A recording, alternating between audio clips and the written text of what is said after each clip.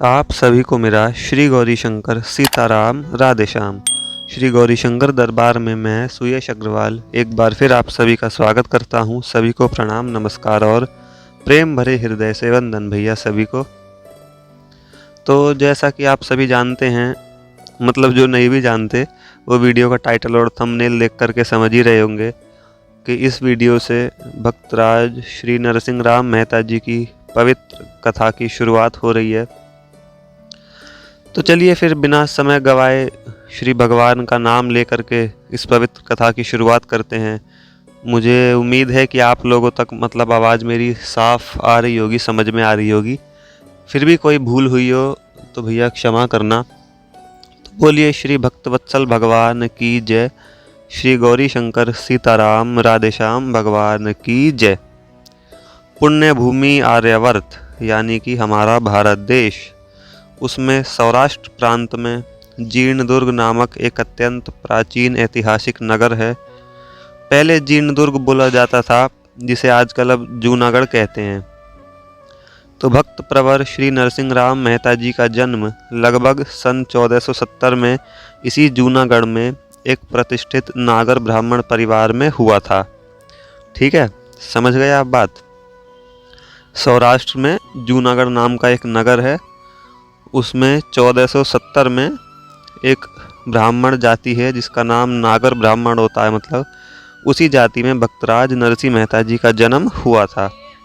तो उनके पिता का नाम था कृष्ण दामोदर दास और माता का नाम था लक्ष्मी गौरी। उनके एक और बड़े भाई थे जिनका नाम था बंशीधर।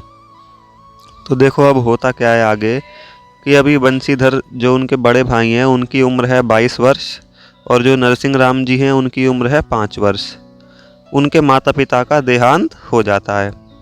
अब जब उनकी माता पिता का देहांत हो जाता है और वो होते 5 वर्ष के ही हैं, तो भैया बिना माता पिता के हो गए अब तो वो। तो उसके बाद नरसिंह राम जी का लालन पालन उनके बड़े भाई और दादी करती हैं। दादी का नाम होता है जय कुंवरी, बड़े भाई का नाम बंशीधर और दादी का नाम जय कुंवरी। तो जो भक्तराज नरसिंह मेहता जी होते हैं उनको अपने माता पिता का प्यार केवल 5 वर्ष तक ही मिल पाता है। जन्म के 5 वर्ष तक ही, 5 वर्ष के बाद वो अपनी दादी और बड़े भाई के पास रहते हैं। अब फिर देखो, जब नरसिंह राम जी बचपन से ही गूंगे थे, मतलब बोल पाते नहीं थे बिल्कुल भी। अब 8 वर्ष की उम्र तक उनका गला खुला ही नहीं, मतलब बोल ही नहीं पा रहे बिल्कुल भी। कई सारे जतन कर लिए, इस कारण लोग उन्हें गूंगा कहकर बुलाने लगे। भाई नरसिंह मेहता के नाम से तो कोई क्यों ही बुलाएगा, दुनिया ऐसी ही है। कोई कमी देखती है तो उसी को ही हाईलाइट करने लग जाती है बहुत ज़्यादा, जैसा कि सभी जानते भी हैं। खैर हमारा अभी वो टॉपिक नहीं है, तो कथा पर ही आते हैं। तो भाई उन्हें नरसिंह के नाम से तो कोई बुलाना लगा नहीं बिल्कुल भी, सब गूंगा गूंगा कह करके बुलाने लगे। अब वे सुनते सब थे, देखते सब थे, लेकिन बोल पाते नहीं थे, तो अब वो करें क्या। तो इसी कारण लोग उन्हें गूंगा कहकर पुकारने लगे। इस बात से उनकी दादी जय कुंवरी को बड़ी चिंता रहती थी। वो इसी चिंता में लगी रहती थी रात दिन कि मेरे पोते की आवाज़ कैसे खुले, मतलब उसकी जुबान कैसे खुले। अब भैया पुरानी कहावत है एक वही कि पंगु को गिरिवर लांघने की शक्ति कौन दे। पंगु यानी लंगड़ा, गिरिवर यानी पहाड़, कि भैया लंगड़ा पहाड़ कैसे लांगे। अब वही बात है, जिस किसी आदमी में कोई चीज़ करने की सामर्थ्य है ही नहीं, शक्ति है ही नहीं बिल्कुल ही, तो वो उस आदमी से कैसे कराया जाए। अब जो बच्चा सेकंड में है उसको 12th का हम कैसे पढ़ा देंगे, उसमें शक्ति है ही नहीं भाई वो उतना कर पाए। तो वही कहावत है पुरानी कि पंगु को गिरिवर लांघने की शक्ति कौन दे।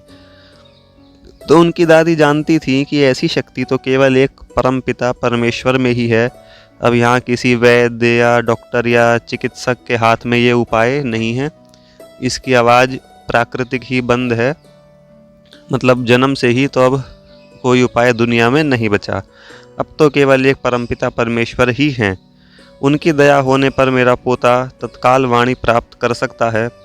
वो ये जानती थी, भगवान पर विश्वास था। यानी उनकी दादी सोच रही है ये कि अब तो हमारे पास परमपिता परमेश्वर का ही रास्ता बचा है।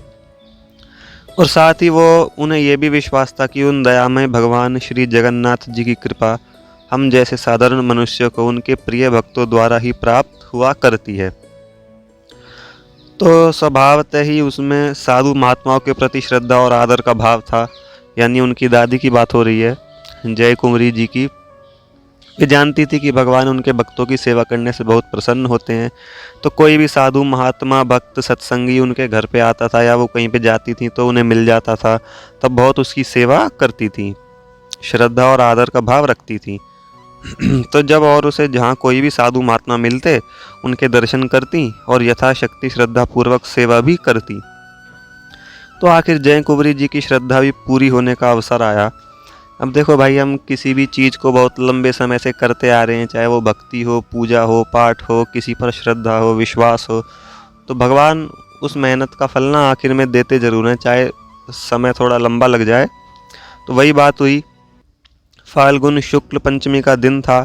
अब वहाँ क्या होता था जूनागढ़ में कि जो सारे सभी नर नारी होते थे वो सुबह सुबह नित्य, मतलब सुबह सुबह नहीं, शाम को रोज ही हाटकेश्वर महादेव के दर्शन करने के लिए जाया करते थे। वहाँ पर कोई हाटकेश्वर महादेव होंगे तो उनके दर्शन के लिए सभी इकट्ठे होकर के आपस में जाया करते थे। तो स्त्रियाँ तो वहाँ मंदिर में जा कर के इकट्ठी होकर के भजन गाती थी, रास के गीत गाती थी।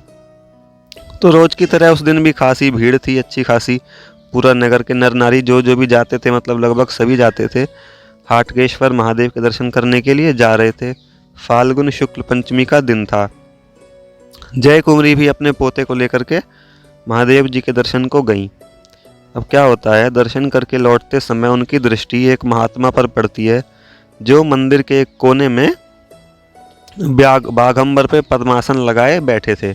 बाघंबर पता है ना आपको, जिस पर भगवान महादेव जी बैठते हैं, वो वाला, उसे कहते हैं बाघंबर। उनके मुख से लगातार नारायण नारायण इस शब्द का प्रवाह चल रहा था, मतलब निरंतर नाम जप, नारायण नाम जप चल रहा था। उनका चेहरा एक अपूर्व ज्योति से ही जगमगा रहा था। अब जिसका नाम जप इतना विकट होगा तो उस पर प्राकृतिक ही तेज आ जाता है। देखने से ही ऐसा लगता था कि जैसे कोई ये परम सिद्ध योगी हो। तो जय कुंवरी भी फिर अपने साथ की महिलाओं को संग उनके दर्शन करने के लिए गईं। उनने दूर से ही बड़े आदर और भक्ति के साथ महात्मा जी को प्रणाम किया और हाथ जोड़कर विनती करी, हे महात्मा, ये बालक मेरा पोता है, इसके माता पिता का देहांत हो चुका है। वो क्या कहती हैं, ये बालक मेरा पोता है और इसके माता पिता का देहांत हो चुका है। इसकी उम्र 8 वर्ष होने वाली है पर यह कुछ भी बोल नहीं सकता।